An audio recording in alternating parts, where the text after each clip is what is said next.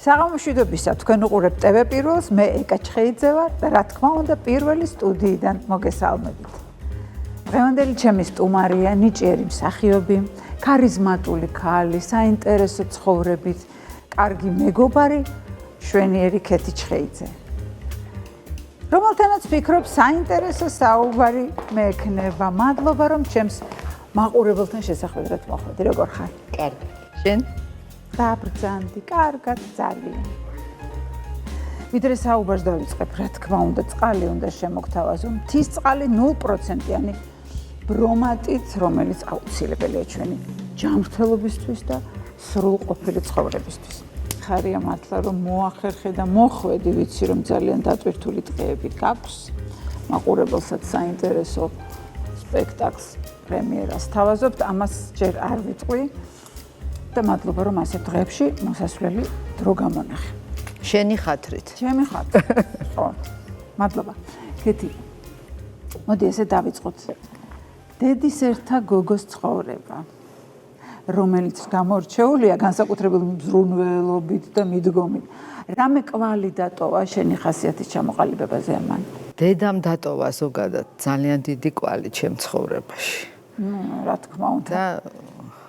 და ამიტომ სულ მახსენდება ყოველ დღე, ზოგჯერ ყოველ წუთასაც, რას მეუბნებოდა, რას მარიგებდა, თვითონ როგორ იქცეოდა და რაც უფრო დიდი დრო გადის, გარდაცვალების მერე ეს გამწვავდა. და გახდა შემაწუხებელიც კი. სულ თანმდევს მისი სახე, ჩემი დედა სულ ჩემთან არის. შენ მოყოლილი გაქვს საოცარი ისტორია აქვს დედას და მე დაგისვამ შეკითხვას ხო შეიძლება რომ მომიყვე აქაც მოუყვე მაყურებელს. მანამდე მინდა რომ ბავშვობიდან გაიხსენო ისეთი რამ, რამაც გავლენა მოახდინა შენს ცხოვრებაზე, შენს მომავალზე. განებივრებული ბავშვი ვიყავი ძალიან. ჩემი ოჯახი იყო კახეთში ცნობილი ოჯახი, იმიტომ რომ ბებია, მამა ჩემის დედა იყო ცნობილი ექიმი, თელავის სამშობიაროს მთავარი ექიმი ქეთო ქავთარაძე, რომელსაც ძალიან დიდ პატივს სცემდნენ და მე როსასე პატარა ქალაქია თელავი და რომ გამოვყავდით ხოლმე ხან ახლობლებს, ნათესავებს, ხან დედას, მოკლედ დიდ ყურადღებას იჩენდნენ ჩემს მიმართ და მომწონდა ეს ყველაფერი და მიუხედავად იმისა, რომ ძალიან პატარა ვიყავი, ამას მაინც გრძნობდი. ხო, რა თქმა უნდა. რომ აი კარგია თუ არა ეს არ ვიცი, მაგრამ გამორჩეული რო ხარ. ხო, ზოგჯერ ცუდად აისახება ხოლმე ეს ადამიანზე. მაგრამ ჩემზე მე მგონი კარგად აისახა. იქიდან დაიწყო. ხო. და იქიდან დაიწყო. შენი აზრით როგორ აისახება ბავშვობის წლების შემდგომ ცხოვრებაზე? ახდენს გავლენას პიროვნულ ჩამოყალიბებაზე? მე მგონი მთავარია. მთავარია. ჩემი გამოცდილებით ასეა და ეხლა ძალიან ბევრნაირი ბიოგრაფიები არსებობს, რომ მძიმე ბავშვობა გამოვლილი ადამიანი მაინც ძალიან კეთილშობილი და სხვანაირი ხდება და წარმატებულიც და ასე, მაგრამ ეს იშვიათობაა, მე ესე მგონი. უფრო ხშირად არის, როცა შენ კარგ ფესვზე ხარ აღმოცენებული და კარგად მიდის მერე ყველაფერი. ხო, ეს შინაგანი სამყარო მაინც იქიდან მოდის, შინაგანი კულტურა რაღაც. რეპრესირებული ოჯახის შვილი ხარ. მომიყვები ისტორიას. ძალიან საინტერესო და მძიმე ისტორია. კი. საკმაოდ მძიმე ისტორია და თან ხშირი იყო ეს ჩვენ ქვეყანაში, არ იყო ჩვენი ოჯახი ამით გამორჩეული და განსაკუთრებული. მაგრამ რაღაც ძალიან დრამატულად განვითარდა, იმიტომ რომ ბევრს შეეხო ეს რეპრესია. დედას, მამას და მერე გადმოინაცვლა შვილზე ამ დრამამ. ანუ დედაჩემის მშობლები დააპატიმრეს. ბაბუა ჩემი იყო ლანჩხუთის სამავთყოფოს მთავარი ექიმი, კოკი ჟორდანია. და გადმოცემით, როგორც ვიცი, ფილიპე მახარაძემ ჩაიარა თურმე ლანჩხუთში, დაინახა შენობა თეთრი, მოვლილი და იკითხა, ვინ არისო აქო, ვისიაო ესო. და უთხრეს რომ აქ არის ასეთი და ასეთი კაცი ჟორდანია. და როგორც გადმოცემით მე ამბობდნენ, ფრაზა თქვა ესეთი, რომ აღარ უნდა დამთავრდეს ჟორდანიების თარეში საქართველოშიო. და დამთავრდა კიდეც.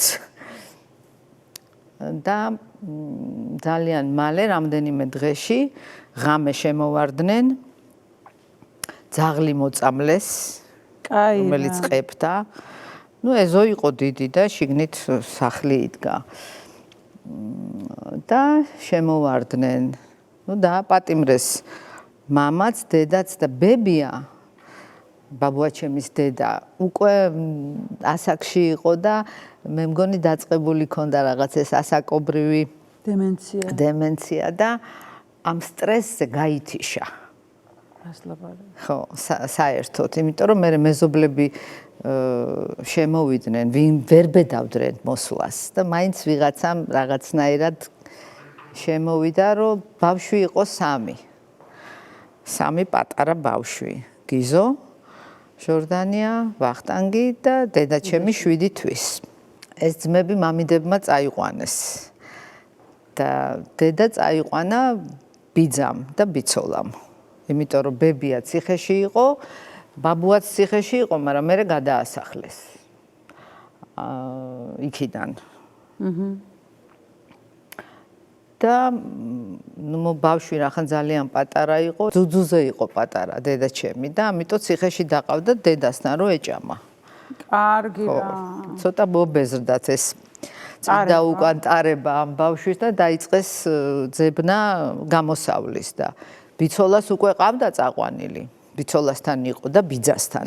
ხო და მე უთხრეს რომ რაღაცა ქენითო ეხლა ან წაიყვანეთ, ან დაიტოვეთ, ან რაღაცა და მოკლედ მოხდა ესეთი გარიგება ბებიასა და მოკლედ ამ ბიცოლას შორის და ბიცოლამ უთხრა რომ მომეციმე ნანა, დედაჩემს ნანა ერქვა და მე გავზრდი და მე გამოჩნდება ეხლა რა იქნება, როდის გამოხვალ, როგორ წავა ეს ყველაფერი. და აიყვანა. იშვილა და დაიწყო მისი გაზრდა. 7 წლის რო გახდა დედაჩემი რაღაცა წვეულებაზე ნათესავმა, რომელიც მას არ ახსოვდა, ან შეიძლება ახსოვდა და არ ამბობდა ვინ იყო, უთხრა რომ ეს არ არის შენი დედაო. რა ბოროტება. ბებია უკვე გამოსული იყო ციხიდან და ეს დადიოდა სტუმრად. როგორც ვინ? როგორც ბიძაშვილებთან და როგორც მოკლედ უკუღმა ეგონა რა. ბიცოლა იყო დედა და ეს ეგონა ბიცოლა, თავის ნამდვილი დედა. 7 წლის ბავშვს. ხო, და უთხრეს რომ ესე არ არის პირიქით არის, ეს არის დედა და ეს არის ბიცოლა. და არ არის ახლა რთული წარმოსადგენი რა დაემართებოდა. და დაიწყო ძალიან დიდი დრამა პატარა გოგოსი. გაიაზრა 7 წლის ბავშვმა რომ რაღაც გაიაზრა, ვერ თქვა ბოლომდე, მე უთხრა უკვე ანა ერქვა გამზრდელს ბიცოლას, ვინც აიყვანა. ხო. და ანას უთხრა რომ მე ესე მითხრეს. და ეს მართალია თუ არა. ანამ უთხრა რომ მართალია. და დაჯდა და მოუყვა. რა მოხდა, როგორ განვითარდა ეს ყველაფერი. ამ მოყოლის მერე ბავშვმა დაიწყო სირბილი დედასთან. სტუმრად თუ დაყავდათ ახლა შაბათ-კვირას, მერე დაიწყო უფრო ხშირად გაქცევა და დამტოვეთ ტირილი. და როგორც დედა ყვებოდა, მერე კარადაში ძვრებოდა თურმე და მის დედის ტანსაცმელს ყნოსავდა. იმიტომ რომ ის სუნი რაღაცნაირად მოქმედებდა. ჩვენ ხო ვიცით რაც არის ახლა დედის სუნი, შენ ციცი, მეც ვიცი და ხო, მაგრამ ხო პატარა იყო რო დატო. ძალიან პატარა იყო, ხო. ერთ დღეს მოხდა ისეთი რამე, რომ ახალი გადასული რო იყო, ახლა მე გადავახტი რაღაც მოვლენას, მოკლედ ამ ესეთი მძიმე ვითარება რო შეიქმნა და ბავშვის დრამა დაიწყო, ანამ გადაწყვიტა რომ მიეწერა წერილი დედისთვის. ბებია ჩემს ერქვა ვანდა. ნამდვილ დედას, დედაჩემის ნამდვილ დედას და ვანდას მიწერა წერილი, რომ დაიღუპება ბავშვი ესეო. ამისგან ნორმალური ადამიანი არ გაიზრდება და ვერ ჩამოყალიბდება და უნდა წაიყვანო. მოიგლიჯა. ანასთვისაც რთული იქნებოდა ესეთი რამის გაკეთება ახლა. ნუ ანასთვის ახლა ეს ფაქტიურად რომელიც გაზარდა 7 წლის მანძილზე. თვითონ არ ყავდა შვილი თან. აი რა, მით უმეტეს ხო. და მოკლედ ეს დედაჩემი ერთ დღეს დაუბრუნდა თავის დედას და თავის ძმებს. და რომ მივიდა თურმე იმ დღეს არა და მეორე დღეს ისევ აირია და გამოიქცა. ხო, აიჭრა ბავშვი, ხო. გამოიქცა და რუსთაველზე ცხოვრობდნენ ესენი, სადაც იზრდებოდა დედაჩემი და მივარდა და გამიღე აბრახუნებდა ესე გამიღეო დედა კარი გამიღე აბრახუნებდა კარებზე და არ გავოღო არავინ და მეზობელი გამოვიდა და უთხრა რომ დედა შენი წავიდაო. აქ აღარასდროს აღარ დაბრუნდება. მართლა წასული იყო თუ? მართლა წასული იყო, მანგლისში წავიდა ნათესავებთან, იმიტომ რომ ძამძიმე იყო მისთვის და გაეცალა იქაურობას, რომ ცოტა ახლობლებთან ერთად გადაეტანა ეს უმძიმესი დრამა. როგორ ბავშვი იყო, გაზარდა ქალმა, დედა გახდა და უცებ აღარ არის. მაღალი ზნეობის მატარებელი ყოფილა ძალიან ქალბატონი ანა, რომ ამას წავიდა გული ნანას. იქვე თურმე ეს რო უთხრეს, რომ არ ჩამოვაო. იცი რა, ეს მეზობლები იყვნენ გაბრაზებულები. რაზე?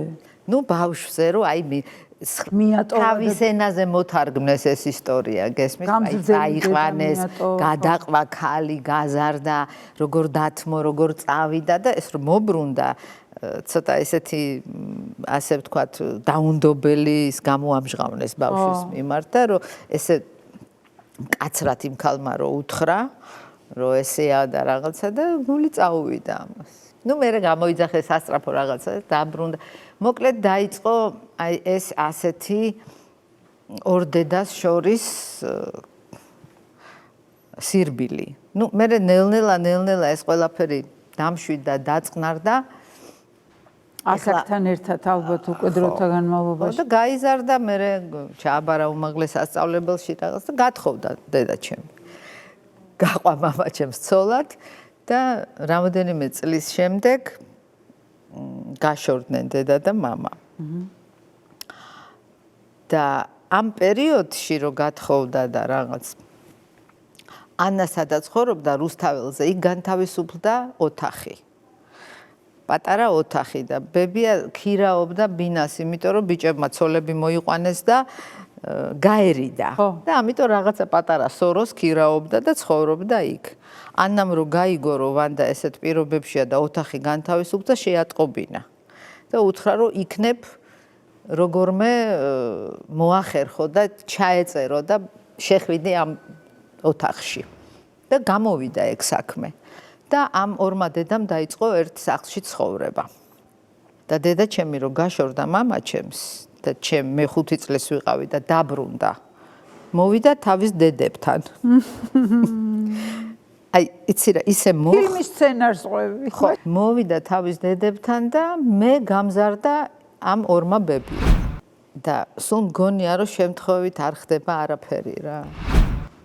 აი ესე მოაწყო განგებამ, რომ არ გაიწირა მაინც ანა და მაინც ნანასთან ერთად იცხოვრა. მე 16 წლის ვიყავი, როდესაც ანა გარდაიცვალა და ჩემ ხელში დალია სული. ძალიან სევდიანი ისტორია არის. მოგვიანებით მოგიწია ბებიას როლის თამაში. ანას თამაში. ხო, ანას თამაში. მომიყვები? კი, როგორ არა. მოკლედ დედამ დაწერა, მაგრამ ეხლა მე ბებიეს ისტორია მოვყევი, ხო? როგორ ციხეში როგორ ხო. ჩასვეს, მე როგორ შვილი გააშვილა და მე რაღაც წლების მერე დაბრუნდა. და ბაბუა გადასახლებულია და არავინ არ იცის მის შესახებ არაფერი. ცოცხალია თუ არა და რა ხდება? ნუ მე წლების მერე დაბრუნდა და რომ დაბრუნდა მოყვარაც მოხდა. ბაბუა იყო ექიმი, თერაპევტი და გულაგის უფროსი იქ ყაზახეთში, სადაც იყო გადასახლებული, იქ უმძიმესი პირობები იყო და 50 გრადუსის სიცხე და ბამბის პლანტაციებში ამუშავებდნენ ამ პატიმრებს, ყვეებს და მალარია იყო მოდებული. ამ გულაგის უფროს პატარა გოგო შვილი, ქალიშვილი გაუხდა ავად მალარიით. და გაიკითხეს ექიმი ვინ არის? ბაბუა აღმოჩნდა ბაბუა ჩემი, ჩამოაცვეს ტომარა თავზე, დასვეს რაღაც ურემზე და წაიყვანეს ამ კაცთან. ამ კაცმა უთხრა, რომ თუ დამეხმარები და გადამირჩენ შვილს, მე შენ გაგიშვებ. და თუ არა, ხო იცი რაც დაგემართება. და ბაბუა ჩემმა გადაწყვიტა, რომ გაეკეთებინა რაღაც ცხენის დოზა ქინა, იშოვეო ამ კაცს უთხრა, თუ იშოვიო, რაღაცას ვიზამთო. და გადაუსხა დედის სისხლი. ანუ გარისკა, ეხა რო არ წასულიყო, იქვე მოკვდებოდა ის ბავშვი. და მოკლედ დილით ბავშვმა თვალები გაახილა. გადარჩა ეს პატარა გოგო. და ამ კაცმა შეასრულა თავის დანაპირები და გამოუშვა გოგი. პეტირივა.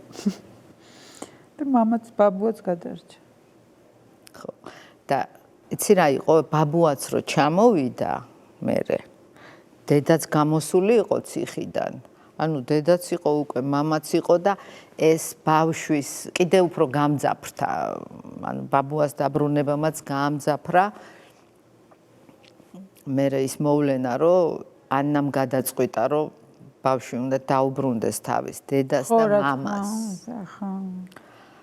თუმცა ეს არის მაღალზნეობრივი საქციელი, ამას არ ვიცი ვინ გააკეთებს რა.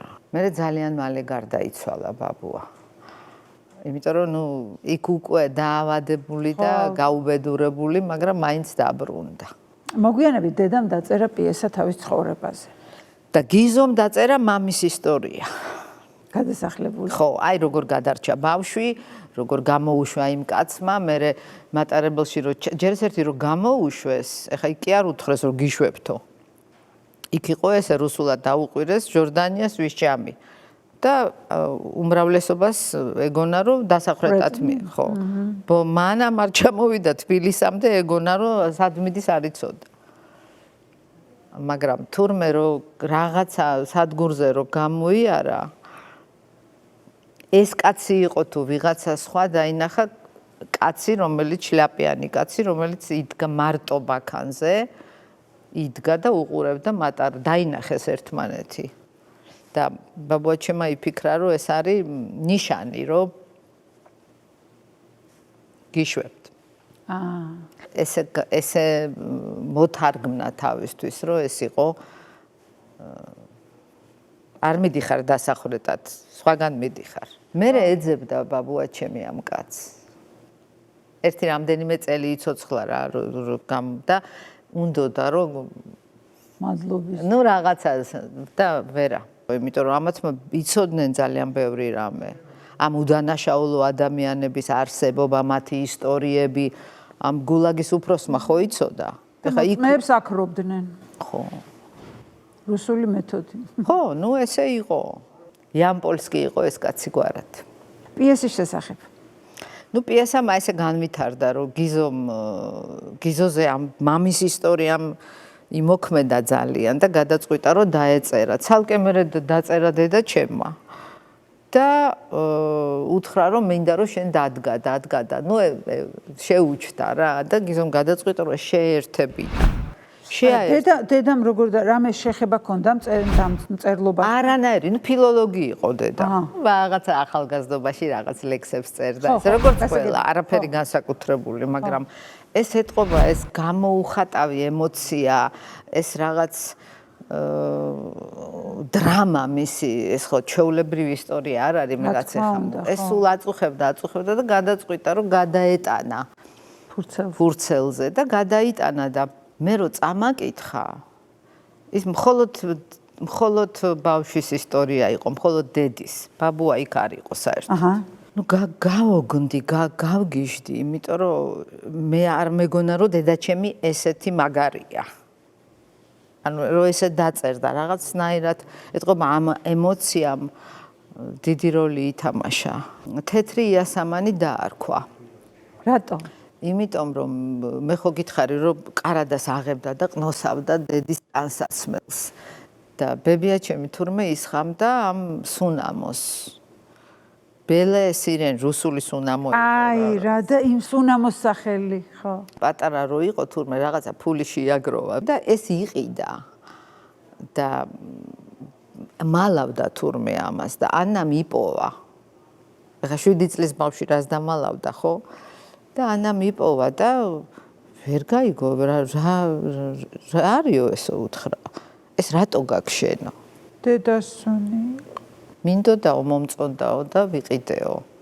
ხო და პატარებისთვის არ შეიძლებაო. და ეხა იფიქრა რომ ბავშვს მოეწონა რაღაცა და იყიდა და აყვავიღა როგორც მეგობრების იმას ამას თურმე სულ სხვა რამე შეასაკ. ხელოსევდა აქ. ნუ მოკლედ დაარქვა ამას თეთრი ასამანი და მე გიზომ ხელნაწერი გაქვს შენახული? კი როგორ არა. კაი რა. შენი სუნამო ეგარი ახლა ალბათ. და გიზომ დადგა. გიზომ დადგა, ხო. შენ როგორი იყავ ბებიის როლს რო თამაშობდი? მე როგორც ხვიცი არტისტებს ამანტყოფობა რო გვაქვს ხოლმე რომ იმას გაძლევენ და ეს გინდა. მე ხო შენც ალბათ რამდენჯერ ქონია ეგეთი შემთხვევა რა. მე მინდოდა ვანდას თამაში. ნუ არ ვიცი რატო. მაგრამ ესე მოხდა. და ნუ გიზომ მითხრა რომ შენ რაც მოგცეს მადლობელი იყავ. ნუ მე შემხვდა ანას როლი. და რო დავიწყეთ მუშაობა და დავიწყე გახსენება და დავიწყე ანას ინტონაციით ლაპარაკი გავიხსენე როგორ დადიოდა როგორი იყო. ხო. ძალიან შემაწუხა ამან. არ მსიამოვნებდა რა. ხო. არ ვიცი რატო, ვერ გეტყვი. თითქოს რო ვთამაშობდი ანას და ეს ხო მაინც თამაშია. ხო. ანუ ეს იმდენად ძიმე ისტორია იყო და იმდენად რომ მე რაღაც ვიფიქრე რომ აი რას ვაკეთებ ახლა მე. შიში იყო. არ ვიცი, აი ყველაფერი. დისკომფორტი რაღაცა. დისკომფორტი შემიქნა მისმა კოპირებამ. მე ჩემთვის გადავწყვიტე რომ რატო უნდა იყოს ეს ვინ რას მიხვდება ახლა რატო უნდა თამაშობ თუ თამარას. ხო. დავუშვათ, ხო? რომ ეს მაყურებლისთვის აბსოლუტურად არ არის, აი თავარია რომ ეს იყოს ამ მორალის, ამ ზნეობის და ამ სოციალური ფენის წარმომადგენელი ქალის სახე. და ცოტა გადავაკეთე, ცოტა სხვანაირი. და რო დავიწყე სხვანაირად გადაკეთება, უფრო გამომივიდა. ხო. გამიადვილდა რა. რა თქმა უნდა, ხო. ხო. და ვითომ ესეთი იყო. ხო. ნუ თვითონ ამბავს ქონდა მნიშვნელობა და რაღაც ძალიან მოქმედებდა ჩემზე რა. კი, გასაგებია. რა მოქმედებდა შენზე, არ გიფიქრია? იცი რა, გეტყვი რაც, ხანდახან ჩვენ, აი მე მაგალითად მაგ ხოლმე ეს გაორება ხშირად რა, რომ ძალიან მიყვარს ჩემი პროფესია, ძალიან მომწონს. მაგრამ რაღაცა მომენტებში მემართება ხოლმე, აი რას ვაკეთებ ახლა მე? 60 წლის ქალი. აი რა არის ახლა ეს? ხო არის ესეთი რაღაც ხდება და მაშინაც მქონდა ეს მე. და აი აქედან გამომდინარე დამეწყო ეს ისა რომ ხო რომ აი არ მინდა მე თამაში რაც არ უნდა ჯეროდეს რაც არ უნდა მაღალ პროფესიული იყოს ეს ყველაფერი და შინაგანი გაორება იყო რა. ხო ვიგონებთ ხანდახან რომ აი ნუ მე ხვდები რომ არის ეს ხელწამოსაკრავი ამბავი ეს არ არის. თეთი რა თქვა შენს მიერ შესრულებულ როლზე დედა? იცი რა, დედა ჩემი იყო ძალიან როგორ გითხრა, რბილი და თბილი ქალი და ძალიან სუბიექტური ჩემს მიმართ. ამიტომ ყველაფერი მოწონდა, რასაც ვაკეთებდი. არ დაუწყია შენიშვნების მოცემა და აქ ესე ჯობდა და იქ ისე. კარგია, ძალიან კარგია. ნუ მისი ცხოვრება, მისი ისტორია გაცოცხლდა და მაინც ხო, მარტო მაგიტომ არა, საერთოდაც ნუ ესე იყო და ეს ხან მიშლიდა ხოლმე ხელს. თუმცა თუ რაღაცა არ მოეწონებოდა, მე მეუბნებოდა ხოლმე. თუმცა მაინც კარგია, რომ ეს დაიდგა და ესე მოხდა. დედა რამდენიმე წლის წინ გარდაიცვალა. 3 წლის წინ. მის ტკივნეულ ცხოვრებაზე, აი ესე გისაუბრია, ცხოვრების ბოლოს უკვე აი მის ტკივილზე, მის აი ამ განცდებზე. თუ აღარ უნდა ამაზე არა. არა. საერთოდ დიდი ასე ვთქვათ, პოზიტიური ადამიანი იყო ძალიან. ვერასოდეს ვერ მიხვდებოდი, რომ აი ამ ქალს ეს აქვს გადატანილი. რასლაბ. ნუ ესეთი ბუნე, ესეთი ხასიათის იყო, მხიარული და ეტყობა ამ ყველაფრით ძლიერიც. ალბათ ხო. იმ ადამიანების რიცხვს მიეკუთვნები, რომლებსაც მომავალი პროფესია აი რაღაცნაირად ბედმა გაუმზადა. ოჯახი, ორი ბიძა, თეატრალური გარემო, ხო? ამ ყველაფერმა წინასწარ განსაზღვრა შენი პროფესია. ალბათ ხო, ალბათ განსაზღვრა, მაგრამ მე მათგან განყენებულად მაინც მინდოდა. მინდოდა. ხო. მაგრამ ალბათ იმიტომ რომ მანდ ვიყავი. შენი იყო, შენი ხო, იმიტომ რომ ოპერა, მე რუსთაველის თეატრი, მე 5 წლიდან, მე და თან ეს იყო ეპოქა, როდესაც ძალიან ბევრი დიდი ყავდა ქართულ სცენას. ხო? და ამათ რო უყურებდი, პატარა ვიყავი და ვასო გოძიაშვილს უყურებდი, ლენა ყიფშიძეს, აქეთ რამაზი, რუსთაველის თეატრში მის 7 კაცა, მარინა თბილელი. ეხლა ჩამოთვლას არ დავიწყებ, ვინმე დიდი შეიძლება და მე ვერ ხვდებოდი რატო რა მემართება, მაგრამ ხვდებოდი რომ აქ რაღაც საოცრება ტრიალებს. და მეც მინდა რომ მანდ ვიყო. გიზიდავს რაღაცა მომაჯადოებელი. ხო, და გიყვარდება. შენს გადაწყვეტილებას როგორ შეხვდნენ ბიძები? მაგალითად, გიზო ჟორდანია. გიზოს არ უნდოდა, იმიტომ რომ ამიხსნა რატომაც და მითხრა რომ ძალიან რთული და მძიმე ცხოვრება გექნება. თუ გაუძლებ ამას და აი წინასწარ მომიყვა, ეს იქნება ესე, ამას მოეწონები, იმას არა. იქნები კარგი და იტყვია რომ არ ვარგი ხარ. ანუ ბევრი იქნები დამოკიდებული იქნები დამოკიდებული ეს ისედაც თავიდან იცი რომ შენ უნდა მოეწონო რეჟისორს. ანუ რეალობა დაგანახა. კი, და თან დამანახა ადამიანმა, რომელიც იყო ამ სფეროში. თან თვითონ აყავდა ჯგუფი.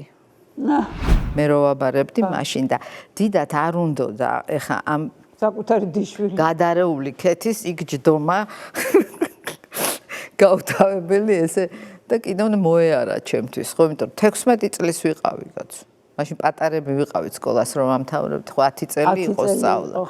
ხო და რაღაცა მოსულელო ბავშვი რაღაცნაირი და მოხვდი საოცარ ჯგუფში. აი თქვენი ჯგუფი მახსოვს ჯერტი გამზრდელი ბიზის სტუდენტი რო ხარ. მე რაღაცა საოცარი ჯგუფი იყო თქვენი ჯგუფი, ძალიან კარგი.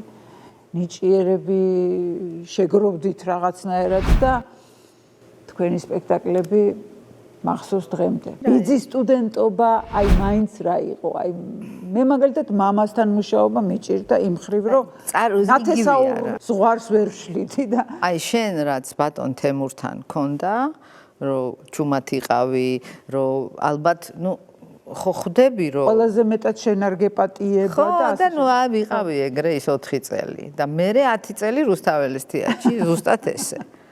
მაგრამ შეგიშალა ამან ხელი?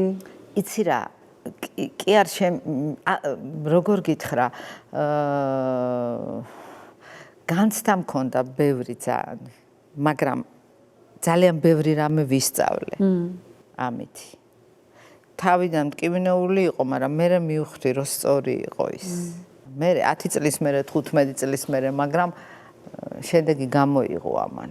განსაკუთრებული ტკივილი იყო ალბათ ცხადია მისი გარდაცვალება. იმ დღეს როცა მისი პანაშვიდი იყო, შენ სპექტაკლს თამაშობდი მისას, ხო? იასამანს თამაშობდი. ამ მდგომარეობა რა განცდა მაგ დროს თუ რა პროფესია გვაქვს ესეთი საშინელი რომ იცი რა ძალიან ვცდილობდი ეს იყო დრამა, ხო, ეს პიესა. იმ დღეს მე როგორც ვითამაშე ის სპექტაკლი არც მანამდე და არც მე არაფერი მსგავსი არ ყოფილა ჩემს ბიოგრაფიაში. იმიტომ რომ ამ დიდმა სტრესმა წამოიღო ის ნამდვილი იყო ძალიან რა. და აი მაშინ მივხვდი აი როგორ უნდა მეთამაშა. აღარ ვფიქრობდი რაღაცებს ესმის. ცუდად ვიყავი და ეს ცუდად ყოფნა მოუხდა. სიზმარი აგიხდა. რა სიზმარი იყო ეს? რა ვიცი ხა დაუჯერებელია ეს ყველაფერი, მე რაც ვნახე. მაგრამ ნუ ვნახე და ჩემი სახლი იყო, შემოვიდა გიზო თეთრი ტანისამოსი, ესე ატარებდა ხოლმე თეთრი პერანგი, შარვალი და ფეხსაცმელები, ცხელოდა ძალიან. და დაიწყო მიწისძვრა, ვითომ სახლში დაიწყო მიწისძვრა. ნუ მე წამოვხდი და გიზო ადგა და დაწვა იატაკზე, ესე გაიშოტა. ეს მიწისძვრა გამეორდა სამჯერ.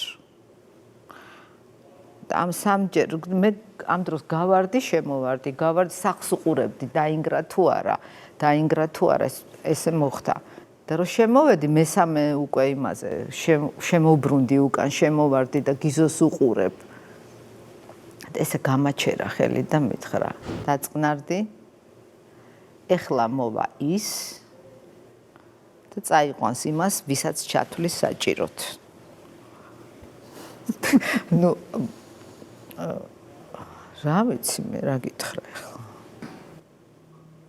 ეს დიდი ხნით ადრე ნახე? ეს ნახე რამდენიმე თვით ადრე. ანუ ჩაყოლილი ხო არ ქონდა ავადმყოფობა ან მისი ცუდა ყოფნა? არ იყო ავად, თორე რო ყოფილიყო გავამართლებდი, რომ ჩემმა ტვინმა მოხარშა ეს ყველაფერი და მე ესე დამანახა. ხო, მაგას გეკითხები. აი ესე გააკეთა ესე თითით, რომ ეხა ანუ თქვენ მე რო ვწრიალებდი და დავრბოდი რომ ვაიმე რა გვეშველება ბავშვი რაღაცა მიწისძვრა გაჩერდიო მითხა ნუ წრიალებ და ზაფხულში ვიგებ რომ მირეკავს ერთი ძალიან ცნობილი ექიმი ჩვენი ოჯახის ახლობელი გულიკო ჩაფიძე მივედი იმ წუთში მივარდი გულიკოს რა მოკლედ ცუდი ამბავიაო მითხრა გიზოს აქვს მეოთხე სტადია. ფილტვი. ანუ ეს ნიშნავს, რომ არანაირი შანსი გადარჩენის არ არის. ნუ მაინც გადავწყვიტეთო თურქეთში წავსულიყავით. იქვე რა რამდენიმე დღეში, ნუ გიზომ არ იცის რა საკვირველია, ვეუბნებით რომ ფილტვების ანთება აქვს. და წავედით მე ირინე გიზოს ქალიშვილი და წავედით თურქეთში, სტამბულში. ერთ-ერთ საუკეთესო კლინიკაში. მოკლედ იქ რომ ეხა ამ სიზმარში იყო ესეთი რამე, რომ ერთხელ რომ გავიქეცი, შემოვარდი უკან, მეორეთაც რომ გავიქეცი, ამ სახლებს შორის გავიხედე და ცისფერი ცა დავინახე. აი ეს ცისფერი ცა დამამახსოვრდა. და რომ შემოbrunდი, მე მითხრა გიზომ, რომ ეხლა მოვა და გადაწყდება.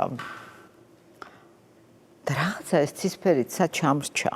ანუ იმედი რატომღაც მქონდა იმედი. მოკლედ იქ გაკეთდა თავიდან ყველაფერი და ამ კაცმა პროფესორმა გვითხრა რომ აქ არ არისო. ისო, კიბო არ არისო. არა მოითესაო. და დავავლე ირინეს ხელი, გიზოს სახში მივიყვანე დავტოვეთ, ეხლა ჩვენთან სიარულის თავი არ ქონდა და გავარდით რესტორანში. და ირინეს ვეუბნები რომ მე ეს ვნახე თქო. მე დავინახე ცისფერით, აი სულ ველოდებოდი ამას თქო. რო ეს ესე მოხდებოდა. მაგრამ ნუ უცნაური იყო ძალიან, იმიტომ რომ აქ ეხლა გულიკო ჩაფიძე დიდი ქალი იყო და დიდი ექიმი. ეხლა იმის სიტყვები ესე არ არის ჰაერში, არა? თან ვფიქრობდი რანაირად ესეთი შეცდომა როგორ. და მე მომიწია მე წასვლა გასტროლზე. და დავტოვე გიზო და ირინე სტამბულში. 2 კვირის მერე 10 დღეში დავბრუნდი და სახლში რო შემოვედი სტამბულში ბინას ვქირავდი და გავაღე კარები. ესე კორიდორი იყო და კორიდორის მერე სამზარეულო და იჯდა გიზო. მაგრამ ვერ ვიცანი. შეცვლილი იყო. 15 კილო თუ 20 ქონდა და რაღაცა ლანდიზის რომელსაც უკეთებდნენ ანტიბიოტიკის ცხენის დოზას რაღაცას რომ ეს ანთება ალაგებულიყო. რომ დავინახე ეხა ხო ვერ გამოვხატავდი ხო ვერ შემჩნევდი დავიწყე სიცილი ხტუნაობა რაღაც სისულელების კეთება და ირინეს ვეუბნები რომ ეს რა არის მეთქი ეს შენ რას აკეთებ აქ არავე ესე გვითხრესო რომ კაცრი დიეტაო, ისაო, ესაო, საასტრაფოდ მეოთხე რეხა უნდა მოვკიდოთ ხელი და გავარდეთ სამანტყოფოში. დადნა ადამიანი აღარ არის რა, რაღაცა უნდა ვქნათ. ეს შეუძლებელია მეთქი რომ ეს ესე იყოს. ანუ უკეთესობა უნდა იყოს და უარესობაა. და ესენი მკურნალობენ ანთებას ამ დროს? მივედით ახლა ისევ. ახლოს ვიყავით იქ რა, იმ სამანტყოფოსთან. უნდა თავიდან უნდა გავაკეთოთო. და გააკეთეს თავიდან და შეგვეშალაო გითხრეს. რას ლაპარაკობ? ნუ დაბრუნდით მერე იქიდან და ძალიან მალე დამთავრდა ყველაფერი. რატომ მოვაყოლე იცი ეს ყველაფერი, რომ მე ეს ვნახე. ის გამონათებაც და ისიც რომ გამონათების მერე მითხრა რომ არ ვიცი ამას რა ქვია ახლა, რა ვიცი აბა. ალბათ ქვია რომ ღმერთი გეუბნება რომ მე აქა ვარ და თუ დამინახავ კარგია და თუ არა და რაც გინდა ის გენი. ჰა, კარგი. მოდი რამე კარგზე ვილაპარაკო. ხო, იმდენი მძიმე რაღაცა გითხარი შენ რომ მე მგონი კი ძალიან საინტერესოა. როგორ მოხვდი რუსთაველის თეატრში? დავამთავრე და რა მოხდა შემდეგ? შენ გაინტერესებს შემდეგ რა მოხდა? იქიდან დაიწყე და მე დავამთავრეთ ინსტიტუტი და ძალიან წარმატებული ჯგუფი იყო ჩვენი. კი ბატონო. მაშინ ეთერი გუგუშვილი იყო ჩვენი რექტორი, შენ გახსოვს ალბათ და ქონდა ორი ძალიან მაშინ გახმაურებული სპექტაკლი ანა ფრანკის დღიური და სამანიშვილის დედინაცვალი. და ინსტიტუტთან იყო სასწავლო თეატრი. და ამ სასწავლო თეატრში ვთამაშობდით ჩვენ ამ სპექტაკლებს და იქამდე მივიდა საქმე რომ ბილეთების გაყიდვა დაიწყეს და ეთერი გუგუშვილმა გადაწყვიტა რომ დავეტოვებინეთ ჩვენ მანდ. და თქვა რომ გიზოს უთხრა რომ მე წავალ მოსკოვში, მაშინ მოსკოვი კურირებდა საქართველოს და ჩამოვიტან შტატებს და აქ იქნება პატარა თეატრი, შენი თეატრი, ოღონდ პარალელურად ყველა წარმატებული სპექტაკლი ინსტიტუტის და ესენიც იქნებიან, სტუდენტებიც ითამაშებენ და თქვენ იქნებით ძირითადი სპარტაკში. ხო. ჩვენ ბედნიერებას საზღვარი არ ქონდა და სიამაყეს და მოკლედ ძალიან ესეთი. ამ დროს მოვიდა რობერტ სტურუა სპექტაკლის სანახავად. ანა ფრანკიც ნახა, სამანიშვილიც ნახა და გიზოს უთხრა რომ მე მინდა რომ შენ წამოხვიდე რუსთაველის თეატრში თავარ რეჟისორად ჩემთან და ესენიც წამოიყვანო. და მცირე სცენაზე გააგრძელებენ ესენი ამ სპექტაკლების თამაშს. ნუ ეს იყო ახლა ძალიან სერიოზული წინადადება. ეთერი გუგუშვილს რო უთხრა გიზომ ეს ამბავი რომ ნუ ესეაო ეთერი ნიკოლაევნა და ნუ რა ვქნავ ახლა ეს ბავშვებიო როგორ ავაცილო აი ამ დიდ მომავალს და ესეთ წინადადებას უნდა წავიყვანო. ნუ ეთერი იქ რა მოაწყო ხო ძალიან გაბრაზდა და იჩხუბა და მოღალატე ხარ და ის ხარ და ეს ხარ, მაგრამ მიხვდა მაინც რომ მოკლედ გადაწონა ამ ყველაფერმა და მოკლედ ასეთი მიპატიჟებით და დიდი მოკლედ რევერანსებით შევდგით ფეხი რუსთაველის თეატრში, მცირე სცენაზე დავფუნძნდით. სადაც რამდენი წელი გაატარეთ? დაახლოებით სადღაცა 8-10, აი დაახლოებით ესე. ნუ მერე დაიდგა კიდე ამის გარდა დაიდგა ამაღა მგონი იქნება ქარი ესეც ძალიან წარმატებული სპექტაკლი აღმოჩნდა. მერე დაიდგა ჰამლეტი, დაიდგა მუსუსი და ჩამოყალიბდა რეპერტუარი და მოხდა ისეთი რამე რომ თეატრში დაიბადა თეატრი. ხო და ამას არავინ არ გაპატიებს. და ასეც მოხდა, დაიწყო როგორ გითხრა, პატარ-პატარა მცდელობები ამის დარღვევის. პირველი მცდელობა იყო ისე რომ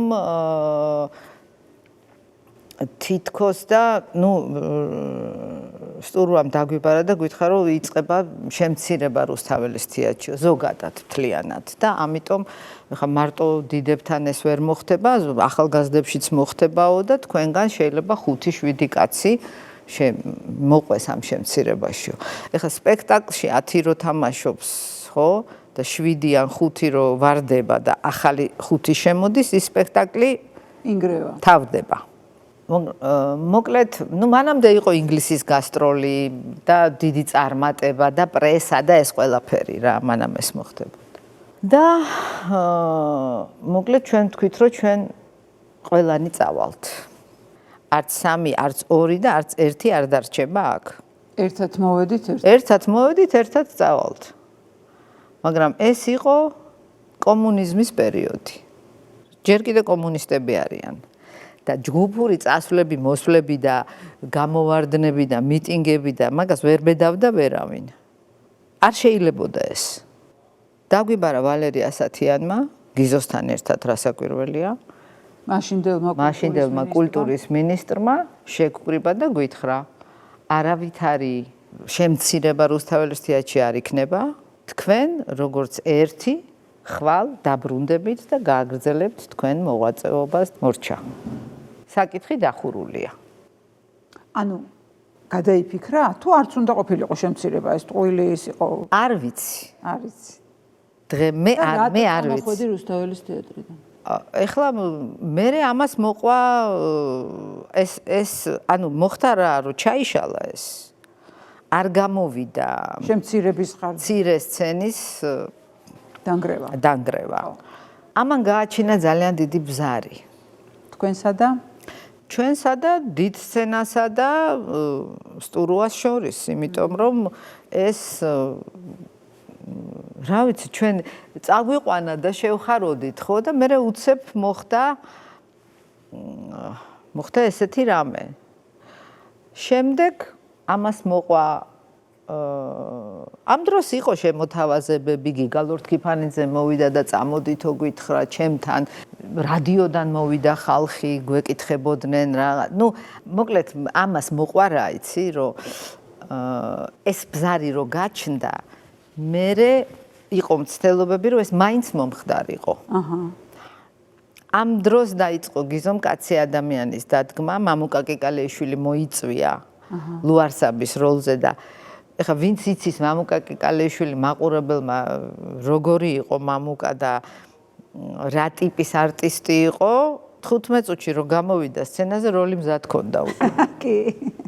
და დიდი იუმორის პატრონი იყო და გიზოს და მამუკას ტანდემი იყო საოცარი, მე დარეჯანს თამაშობდი.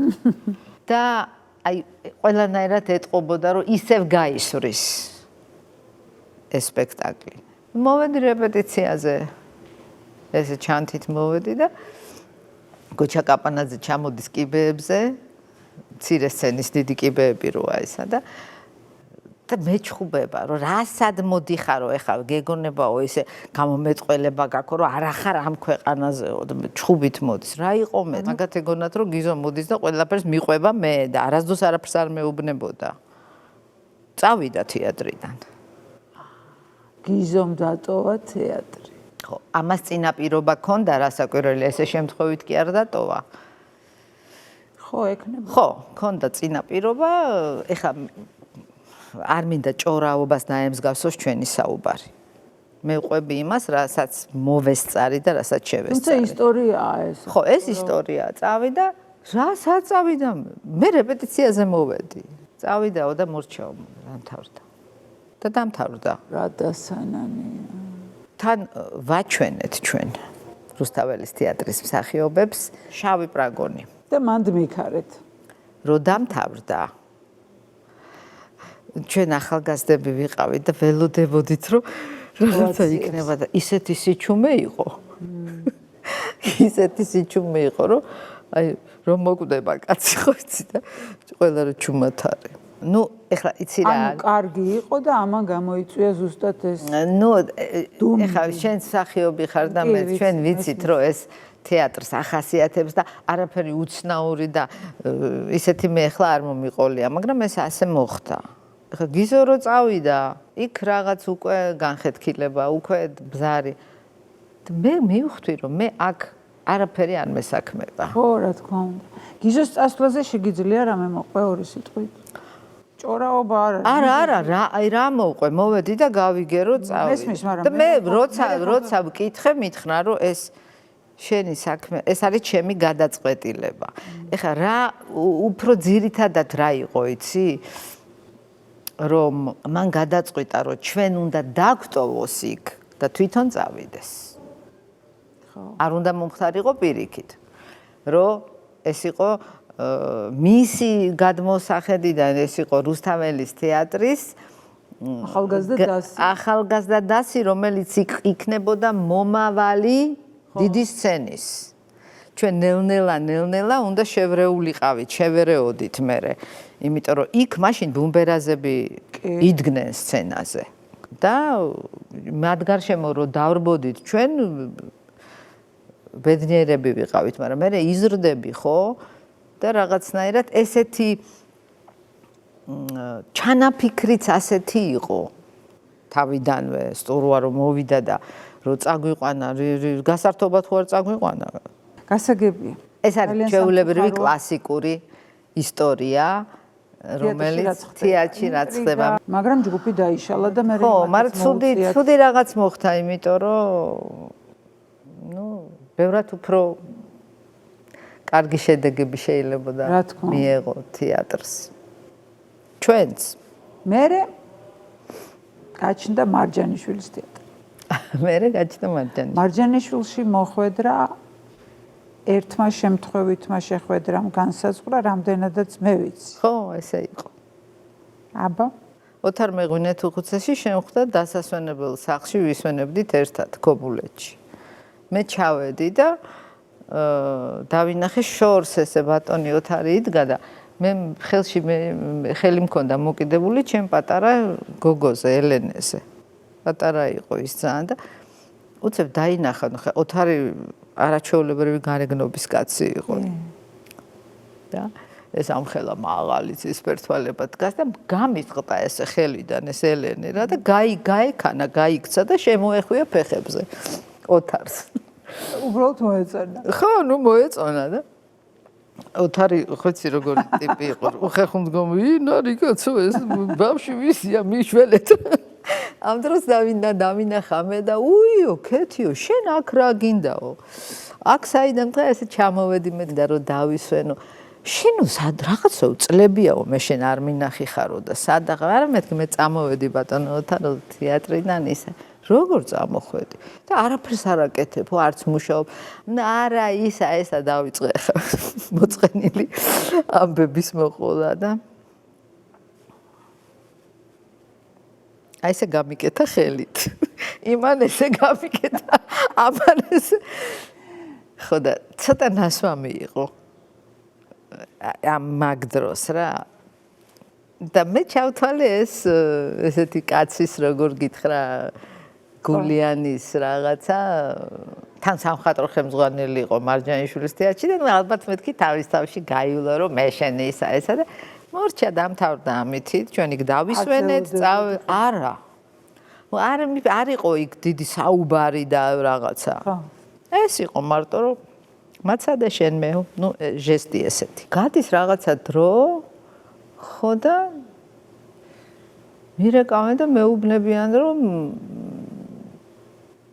ჭოლად გამს ყვარყვარე თუთაბეს მარჯანიშვილის თეატრში ხო და შენ დაგაკავეს გულთამზეს როლზე ვეღარ მოვითმინე და გავარდი ჭოლასთან სარდაფში რომ მივედი დამინახან გაუხარდა ძალიან გადამეხვია და მოკლედ ეგეთი ამბავიაო რომ მე მიმიწვიაო რომ დავდგაო და მეო ისედაც მინდოდაო შენთან ხო იცი რომ მინდოდაო რაღაცის გაკეთებაო ისაო და უცებ ესეო მოხდაო რა და ისე მიხარიაო რომ მეტი არ შეიძლებაო და მოკლედ ესე მივედი მარჯანიშვილის თეატრში და მე დავრჩი იმიტომ რომ ბატონმა ოთარმა გადაწყვიტა ჩემი ბედი ქალბატონ გურანდასთან ერთად ესე მოხდა თეატრის თავარ დანიშნულებად რა მიგაჩნია სათქმელის თქმა სწორად გასაგებად და ნიჭიერად თეატრი უნდა ამბობდეს სიმართლეს და დღევანდელი ქართული თეატრი ამას აკეთებს ზოგი აკეთებს ზოგი არა ზოგს არ აწყობს და ურჩევნია რომ ეხლა აი არეულ სიტუაციაში ცოტა ტექნიკურად გაძვრეს და გამოძვრეს. ვერ დაადანაშაულებ.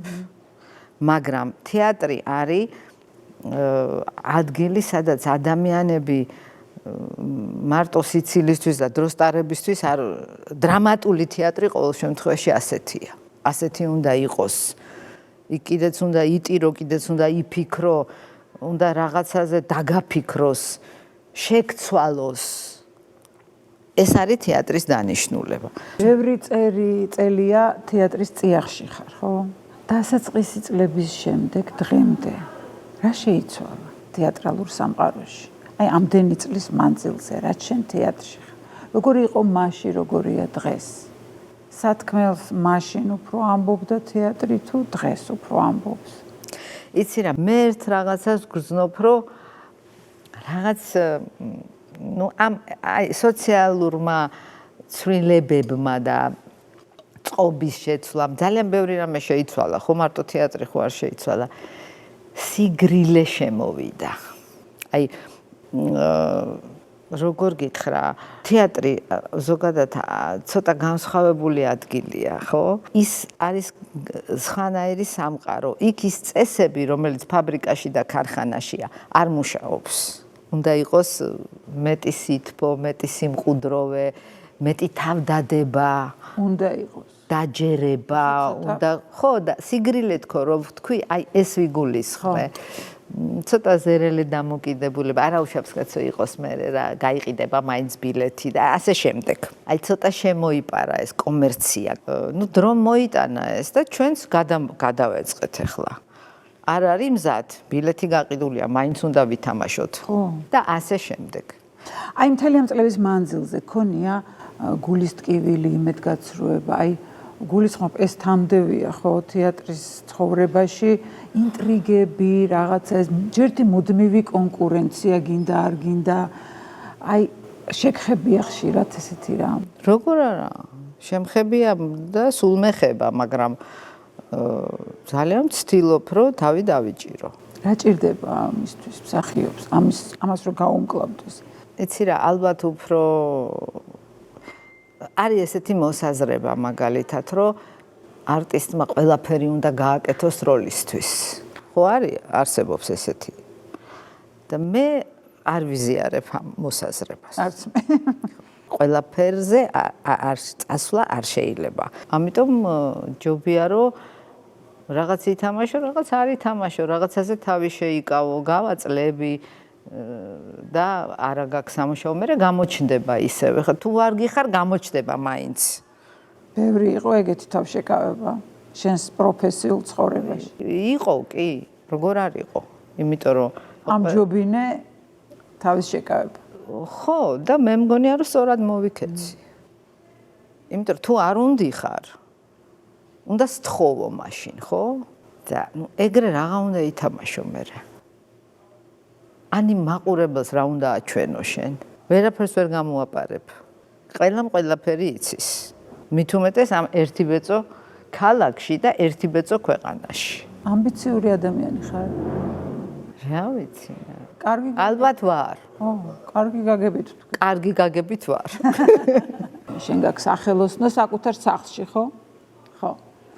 თუ უყვები, რომ მსახიობის პროფესია არის ტკივილიანი, ამის შესახებ, როგორც გიზო მოგიყვა თავის დროზე შენს ახლანდელ სტუდენტებს.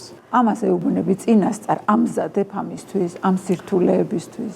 ახალგაზრდებს ვეუბნები და კიდე უფრო მეც ვეუბნები, ვიდრე მე გიზო მეუბნებოდა. შენ გამოცდილებასაც ზემოდან? ზემოდან ვამატებ და ვეუბნები, მაგრამ რო უყურებ, ჩემი თავი მახსენდება, იმიტომ რომ გითქვამს და გინდა რა, როცა უნდა. იქ რაც გინდა ის ელაპარაკე. უბრალოდ აფრთხილებ და როცა მოდის ეს მომენტი, იმას მე ახსენდება. მე გამახსენდა ერთხელ, ორჯერ, სამჯერ გამწიეს, ჩამწიეს, სულ მახსენდებოდა გიზო, რომ ეს ესე იქნება. მოვიდა ეს მომენტი და გამახსენდა. მითხრეს, ხო მითხრეს, მე ხო მინდოდა. ხო დაეტიე მაშინ და გაუძელი. ნუ არ გაქვს პრეტენზია. ხო, ნუ არ გაქვს პრეტენზია. ხა. რატომ დაარქვი კავკასიური ხელოვნების წრე, ესე ქვია ხო შენს? აი რატომ? იცი რა, მართალი რო გითხრა, ძალიან ბევრი ვიფიქრე. სახელზე, რა დამერქმია და ვერ მოვიფიქრე ვერაფერი. ანუ რაღაც ესეთი დაუშვათ ერთი სიტყვა, მაგალითად დურუჯი, ანუ რაღაც ესეთი რა. მე გიზოზე ვიფიქრე რომ მოდი დავარქმევ გიზო. გიზო ჟორდანიას სახელობის ისედაც არის კავკასიური ხელოვნების წრე. მაგრამ მე ვიფიქრე რომ იყოს განზოგადებული. ესეთი საერთო უფრო, რომ ჩვენ ვართ კავკასიელები და ჩვენი ტემპერამენტი, ჩვენი შემოქმედება არის ესეთი და ხელოვნების აი სწორედ კავკასიური სტილის როგორც მსახიობს შენ რას გაძლევს სტუდენტებთან, ახალგაზრდებთან მუშაობა? არ ვიცი, როგორც მსახიობს მე რეჟისორთან ურთიერთობა უფრო მაძლევს, უფრო იქიდან უფრო ვიღებ. და როგორც პიროვნებას? როგორც პიროვნებას არა, ბევრად უფრო მეც მაძლევს და ძალიან გამდიდრა ჩემი ცხოვრება ამ ურთიერთობებმა. 5 წლის წინ დავაარსე მე სტუდია. და როდესაც პირველი რეკლამა გაუშვით, იქ დავწერე რომ ასაკი და პროფესია შეუზღუდავია. და მოვიდა უფროსი თაობა. ბავშვებიც იყვნენ 18, 20, 22 და ასე შემდეგ, მაგრამ ბევრი იყო ძალიან უკვე რაღაც პროფესიით. და აი მან ძალიან შევშინდი.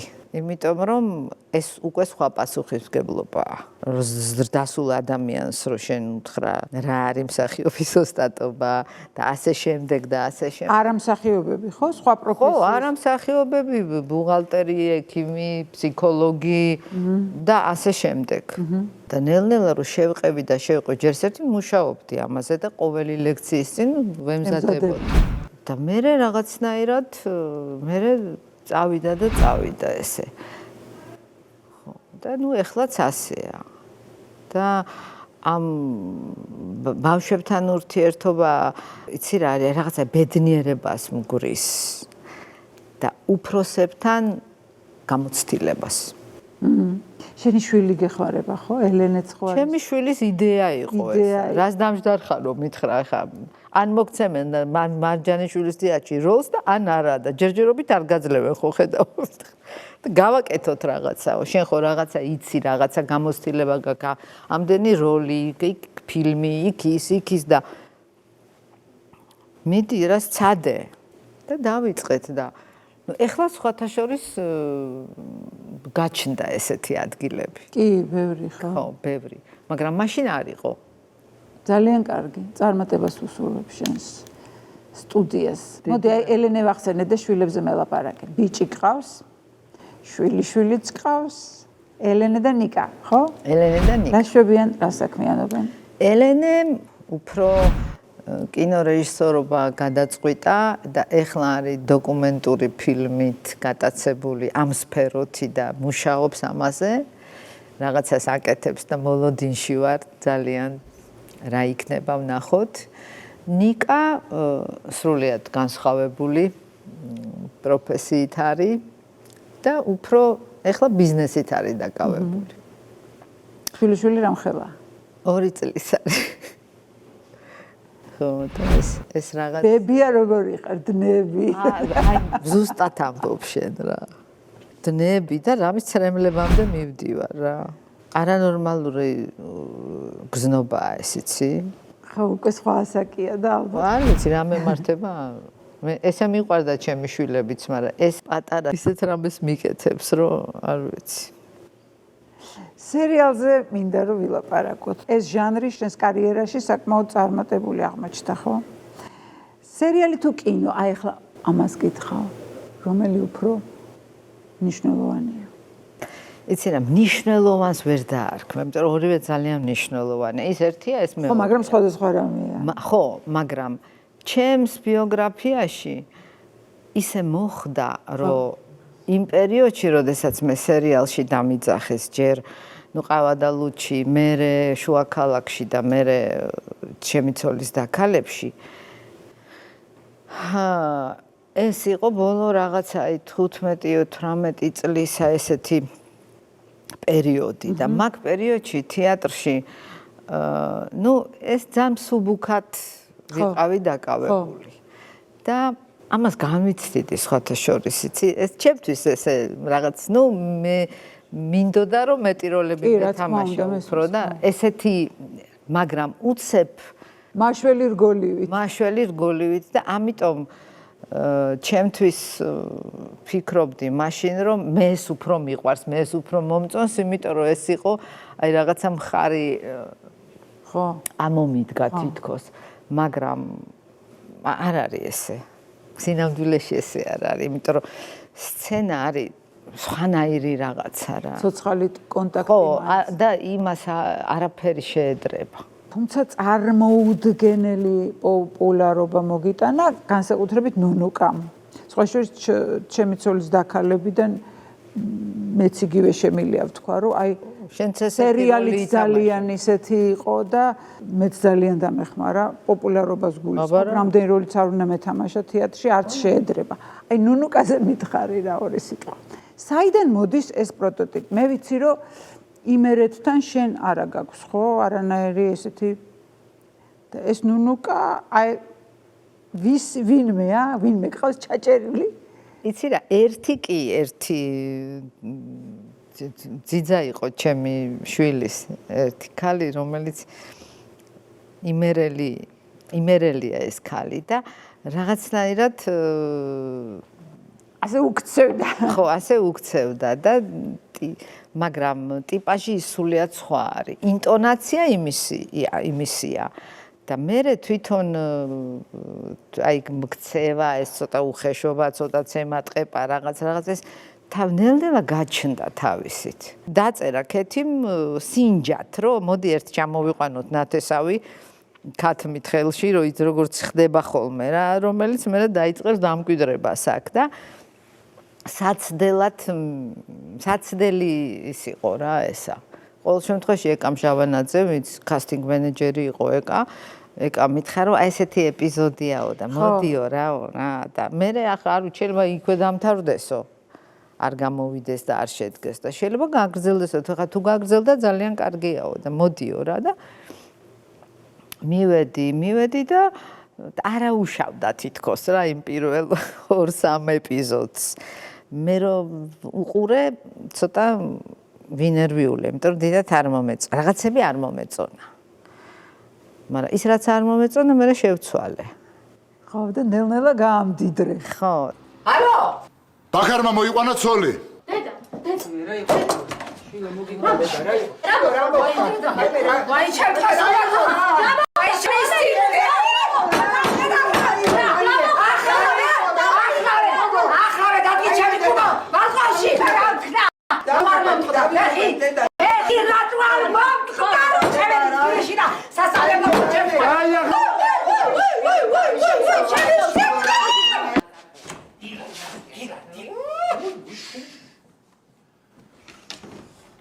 ეს თავის ნიდასე გმოუწესე დავმახე რეშკაში ცოცხლა ჩავდები წაშიები.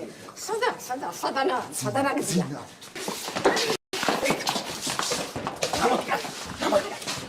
ბაკარი! გამეათრია გალე!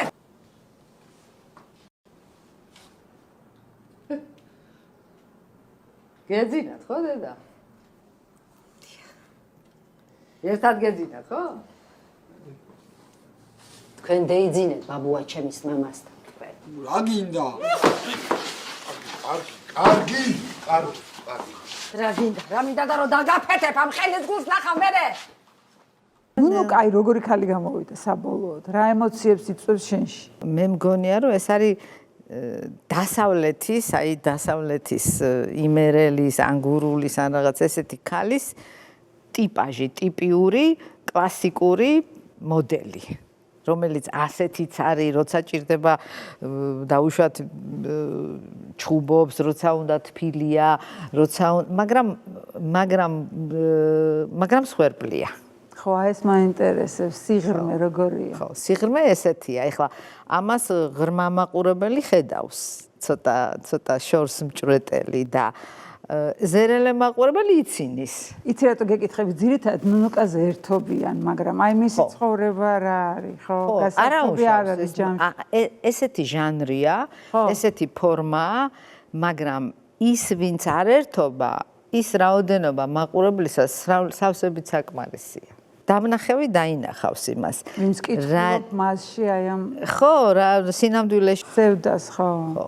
მე მინდოდა რომ ასეთი ყოფილიყო. ეხლა მარტო მე კი არა, ქეთი დევდარიანი წერდა და მე ვთამაშობდი, მაგრამ ცოტა იქეთ წავიყვანე. აი, შინაგანი მდგომარეობით. ხო. არ მინდოდა რომ ყოფილიყო მჩხავანა და სასაცილო.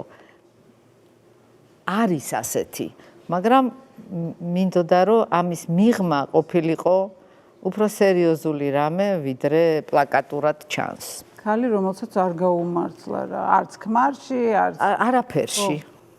და მაინც რა ამბავშია. ხო. და მანდარი დრამა.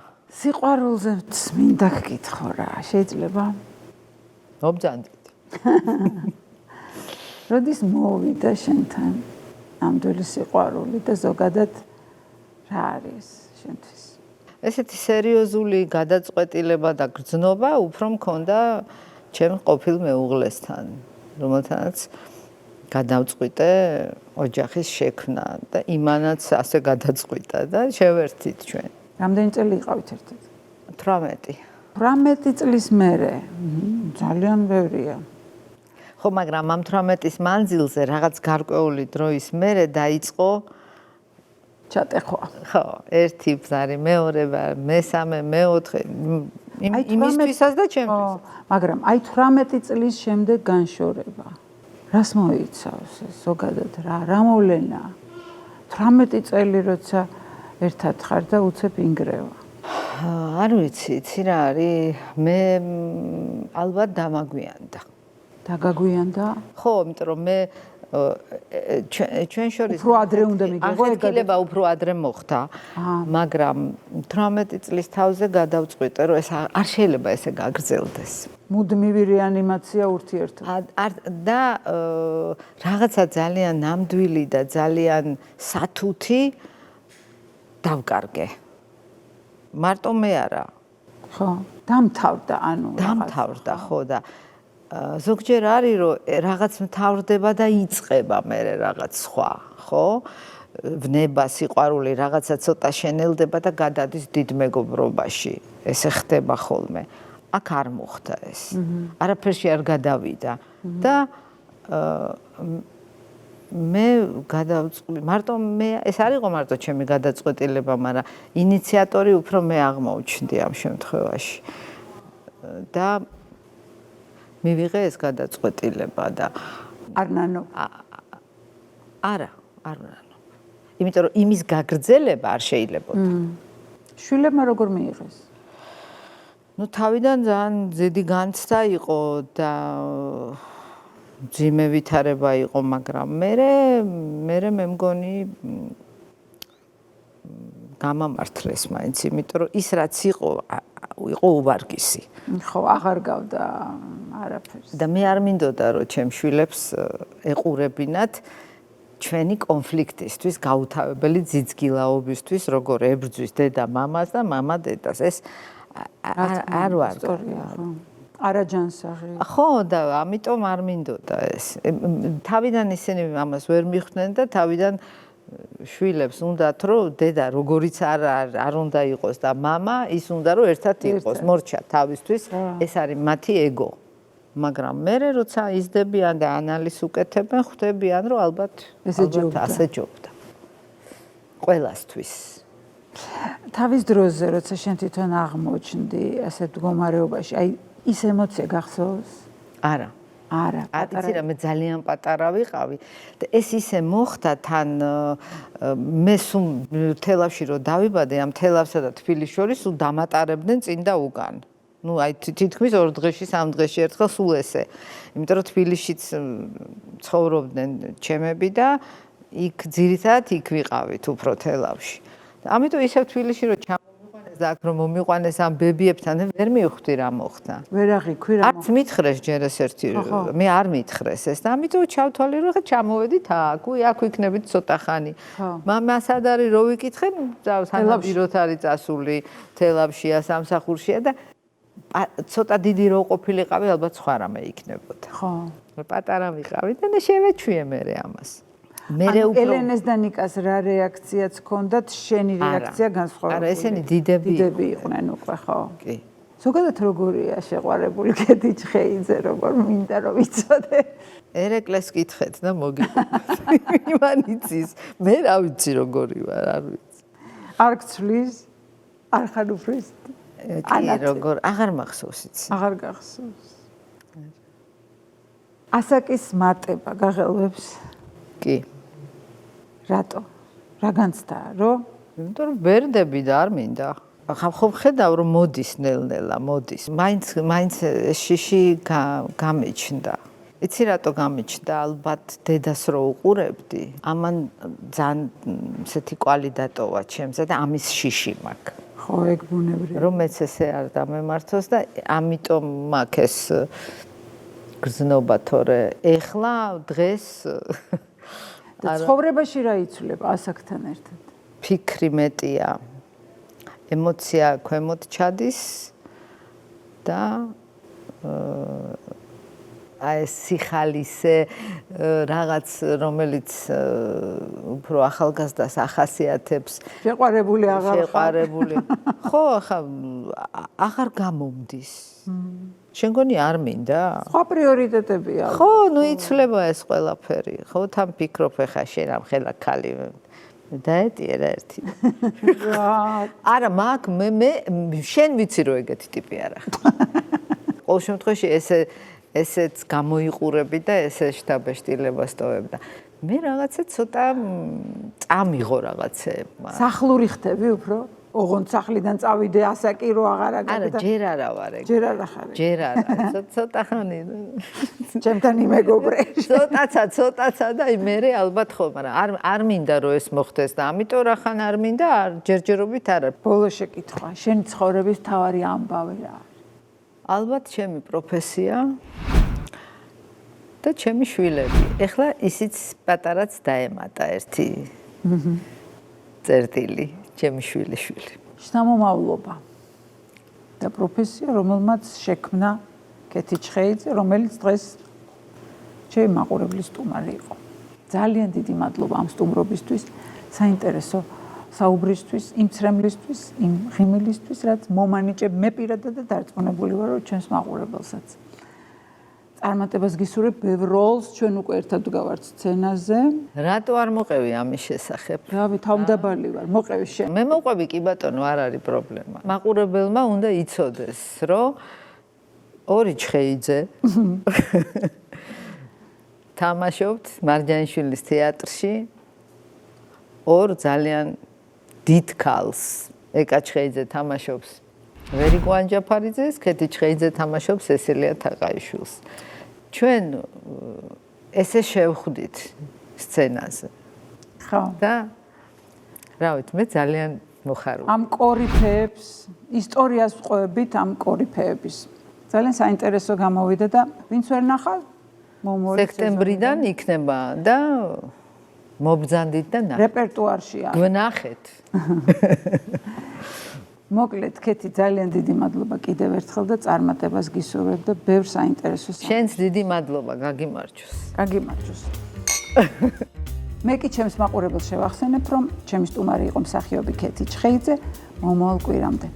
ბედნიერად.